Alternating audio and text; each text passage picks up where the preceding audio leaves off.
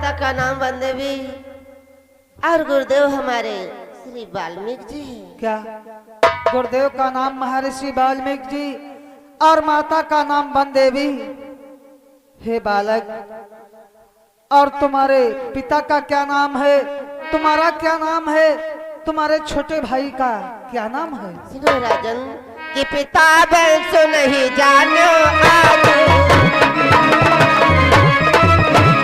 पिता वंश नहीं जानो आज, पिता वंश नहीं जानो आज, लव कुछ नाम सुनो रघुराज, लव कुछ नाम सुनो रघुराज।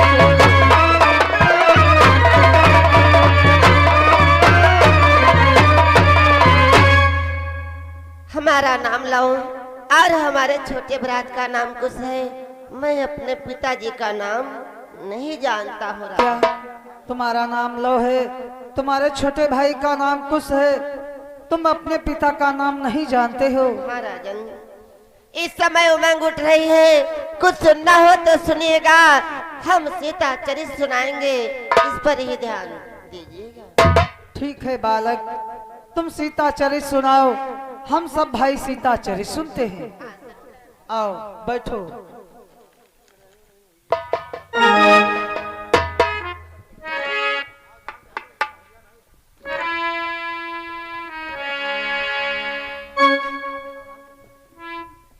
तो श्री गणपति को शरणवा, अरे धरि गुरुवर का ध्यान, आवाज सुनाना है हमें सीता चरित गाना।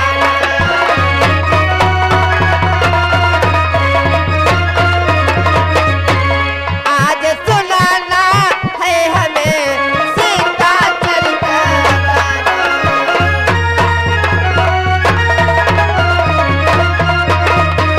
सर्वप्रथम मैं अपने गुरुदेव जी को बारंबार प्रणाम करता हूँ।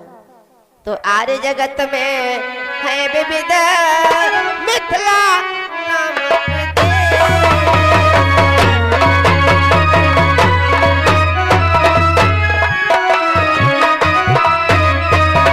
आर्य जगत में है विविध मिथिला नामक देश। राजा जहाँ के है जनक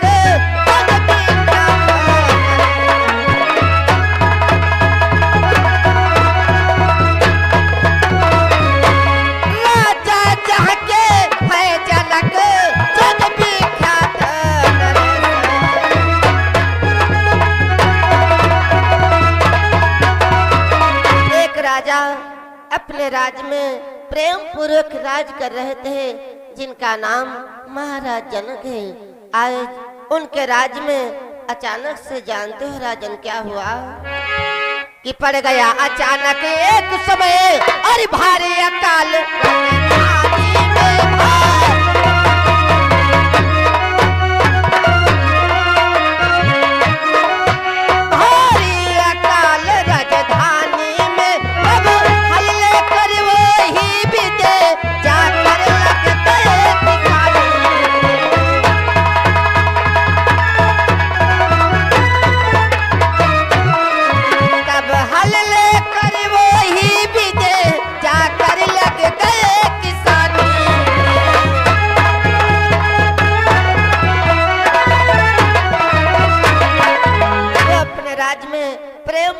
राज कर रहे थे, अचानक से उनके राज्य में भारी अकाल सूखा पड़ जाता है। आज राजा ने पंडितों से सारा हाल पूछा। पंडितों ने बतलाया यदि राजा रानी दोनों लोग मिलकर के खेत पर हल चलाए तो शायद बारिश हो। आज राजा ने पंडित के बताने के अनुसार वैसा ही कार्य किया। दोनों लोगों ने मिलकर के खेत पर हल चलाने लगे। आज हल चलते चलते एक जगह पर ठहर गया। वहाँ ठहरने का कारण था, वहाँ पर देखा गया तो एक सुंदर घड़ा निकला। जब उस घड़े में देखा गया तो एक सुंदर कन्या निकली और उस कन्या के कौन कौन नाम रखे गए भैया आगे तुम सुनो। फिर जानते हो राजन, वो कन्या किन नामों से विख्यात होती है? कि पृथ्वी के ऊपर आकर के अद्भुत सब काम हुए,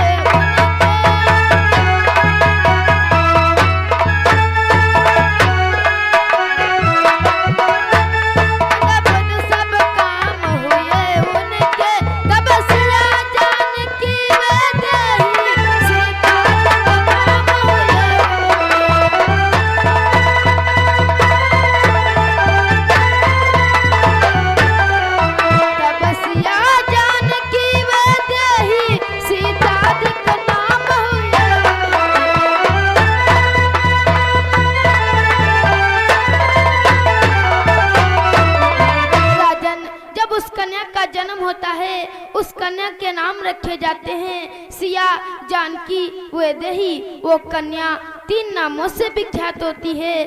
फिर वो कन्या धीरे धीरे अपने महलों में बड़ी हो जाती है। फिर क्या हुआ भैया आप सुनाओ। आज वह कन्या धीरे धीरे अपने महलों में सयानी हो जाती है। आज उसी महलों में एक बहुत बड़ा विशाल शिव धनुष रखा हुआ था। आज वह कन्या खेल खेल में उस धनुष को उठा लेती है। ऐसा अचंभित दृश्य देख करके महाराज जनक एक प्रतिज्ञा करते हैं। और जानते हो राजन कौन प्रतिज्ञा करते हैं?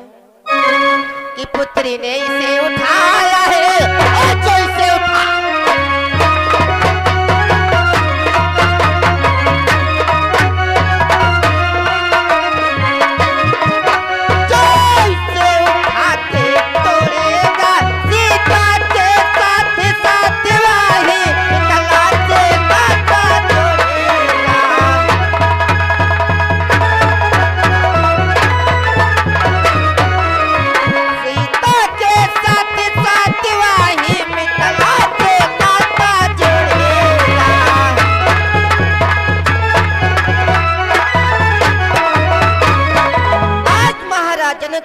करते हैं कि हमारी पुत्री सीता ने इस धनुष को उठाया है।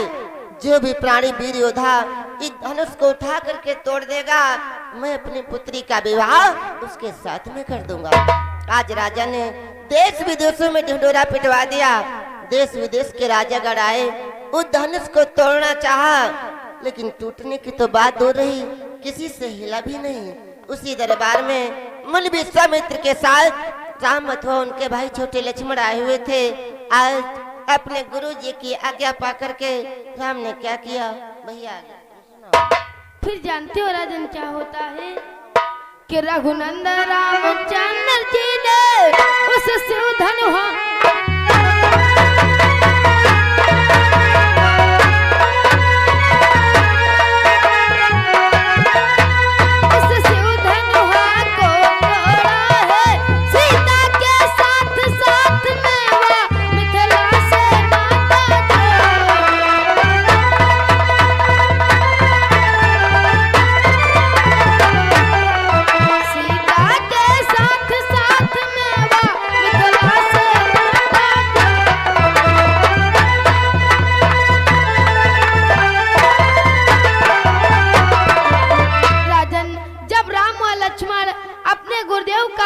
इशारा पा करके प्रभु राम जाते हैं और उस शिव धनुष को तोड़ देते हैं।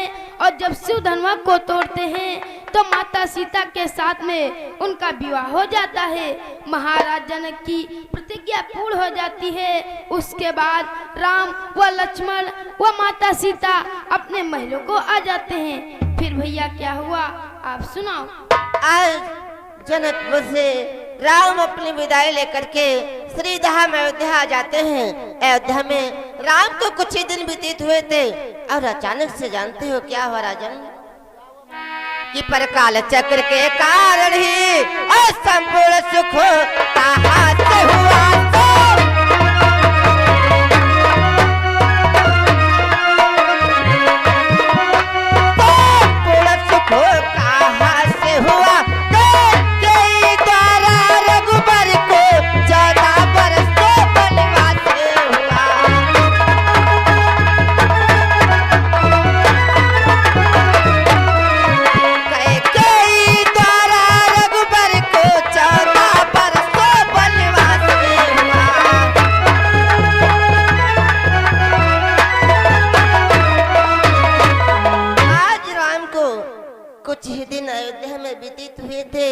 अचानक से उनके माता कैकेयी के द्वारा राम को 14 वर्षों का वनवास हो जाता है।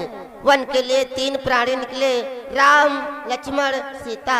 आज चलते चलते कहाँ पहुँच जाते हैं भैया? आगे तुम सुनाओ। फिर जानते हो राजन, वो तीनों प्राणी चलते चलते कहाँ को पहुँचते हैं कि आगे चल के केवटी द्वारा जब तीनों गंगा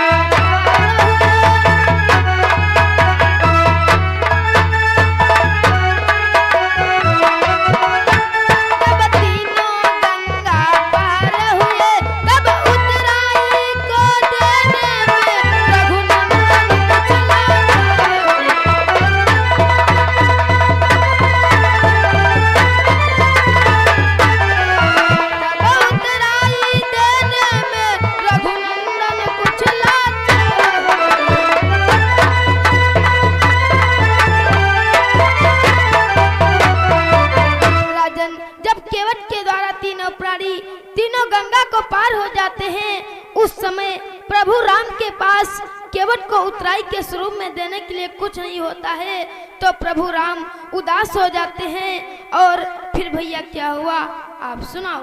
आज तीनों प्राणी गंगा से पार हो जाते हैं। आज राम के पास उतराई के स्वरूप में देने के लिए कुछ नहीं था। आज राम उदास थे।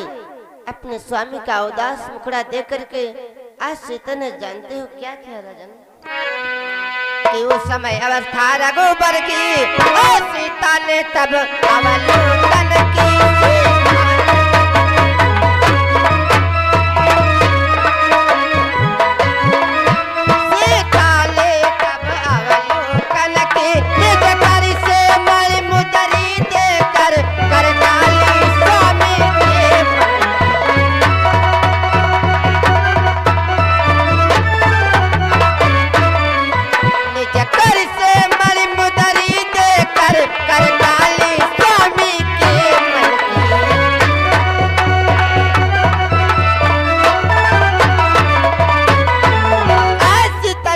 स्वामी का उदास मुखड़ा देखा कि इनके पास कुछ उतराई के स्वरूप में देने के लिए नहीं है, तो अपनी अंगूठी निकाल करके राम को दिया और कहने लगी, लो स्वामी केवट को उतराई दे दो। आज वही अंगूठी देने लगते हैं। फिर क्या हुआ भैया आगे तुम सुनाओ। तो जानते हो राजन क्या हुआ, कि वही अंगूठी जब लगी देने प्रभु के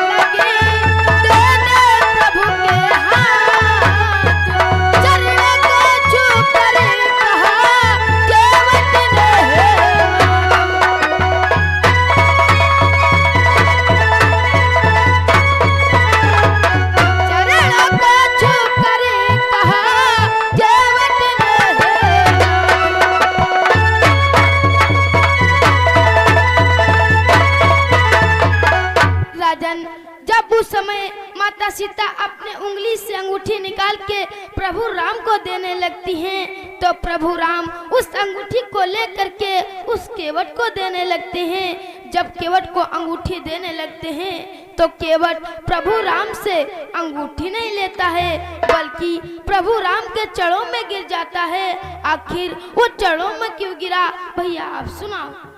आज वे अंगूठी राम केवट को उतराई के स्वरूप में देने लगते हैं, लेकिन केवट इनकार कर देता है। आज केवट राम से मांग रहा है, और जानते हो राजन क्या मांग रहा है, कि हे राजेश्वर हे अवधेश्वर अब वही उतराई ले।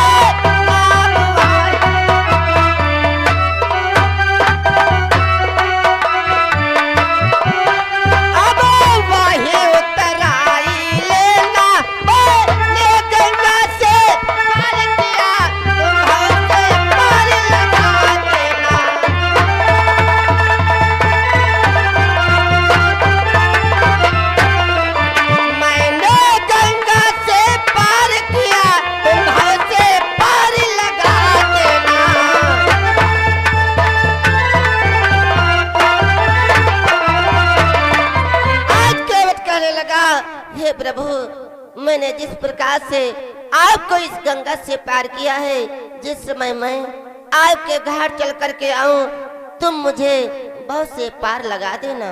आज राम केवट को वरदान देते गए, आज आगे की तरफ प्रस्थान कर देते हैं, और चलते चलते कहाँ पहुँच जाते हैं भैया आगे तुम सुनो। जानते हो राजन तीनों प्राणी चलते चलते कहाँ को पहुँचते हैं, कि आगे चल के यात्री मुनि से मिलकर जब पंचवटी अपनाई थी, जब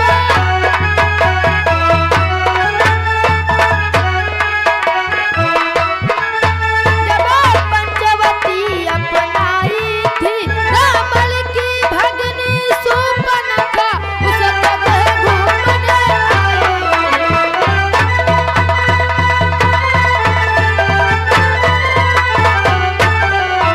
रावण की भगनी शूर्पणखा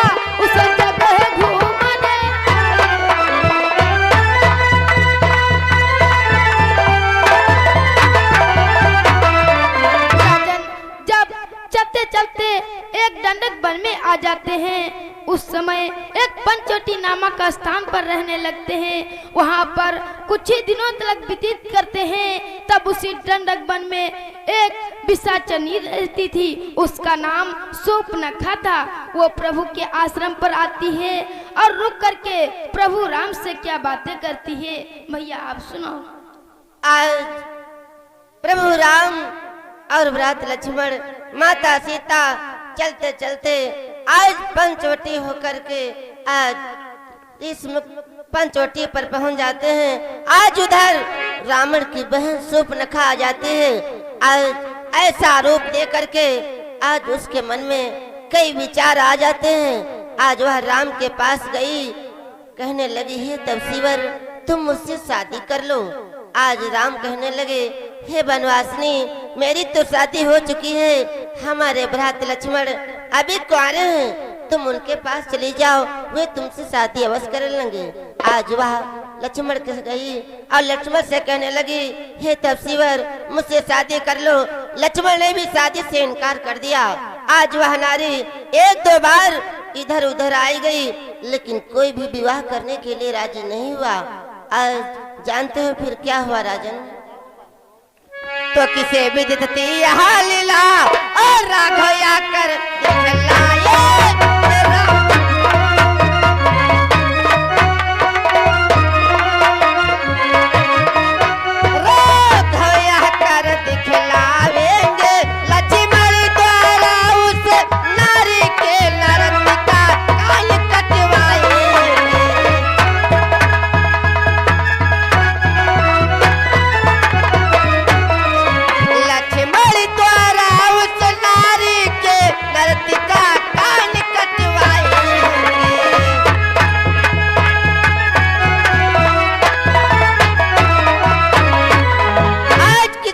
नहीं मालूम था कि वहाँ पर उस नारी के नाक कान काट ले जाएंगे।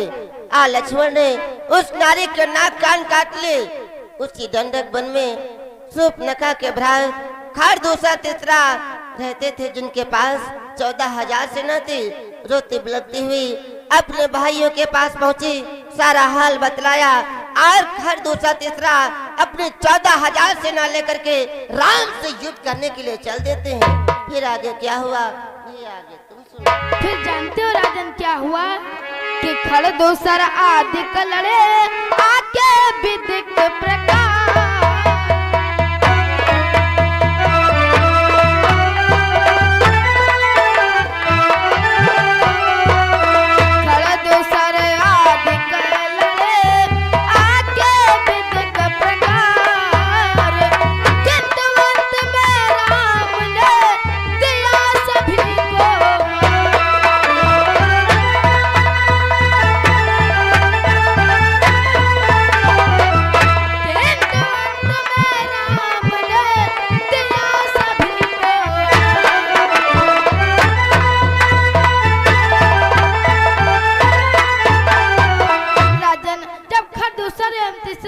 अपनी 14,000 सेना को लेकर के प्रभु राम से युद्ध करने के लिए आते हैं, तो प्रभु राम के द्वारा खरदूषा तीसरा और उनके 14,000 सेना का भी वध हो जाता है। उसके बाद क्या हुआ भैया आप सुना। खरदूषा तीसरा एवं 14,000 सेना का वध हो जाता है। आज वह शूर्पणखा रोती बिलखती चिल्लाती हुई लंका पहुंची। लंका में उसके भ्रात दस्कंदर रहते थे। आज लंकेश से सारा हाल बतलाया। लंकेश ने मारीच की सहायता लेकर के पंचवटी से सीता हरण कर लेता है। आज राम अथवा लक्ष्मण रोते बिलखते हुए समरी उद्धार करते हुए ऋष मुक्त पर्वत पर पहुंच जाते हैं। आज वहां पर सुग्रीव से मित्रता की और बहुत भारी बानर सेना तैयार की। आज बानरी सेना तैयार करके लंका पर चढ़ाई कर देते हैं। लंका में अनेकों दिनों तक युद्ध चलता रहा। राम अथवा लक्ष्मण के हाथों अनेकों योद्धा मारे जाते हैं। अंत में रावण का भी वध हो जाता है। तो विजय सहित जब अवध में पहुंचे रघुकुल चांद,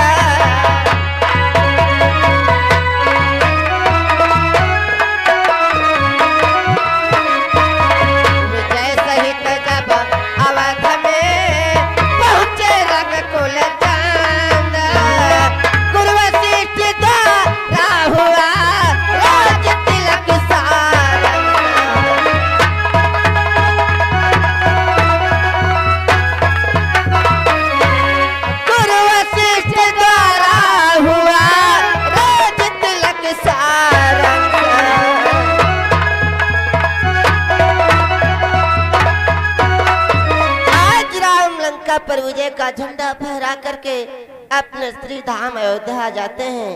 अयोध्या में उनके गुरुजी के द्वारा राम का राज तिलक हो जाता है। तो नाम आपका भी सुना हम तो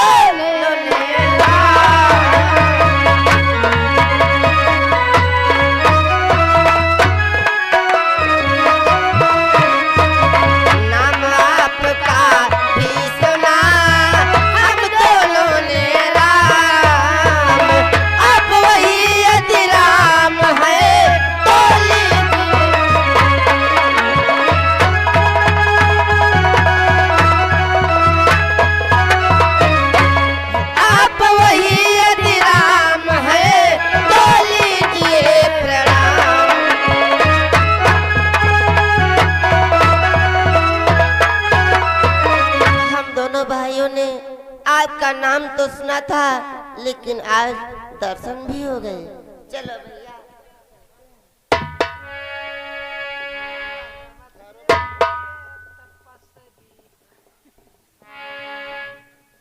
बालक ठहर जाओ, थोड़ी देर और दरबार के मध्य रुको और सीता का चरित्र सुनाओ। ये क्या कहते हो राजन कि हम रमते हुए तपस्वी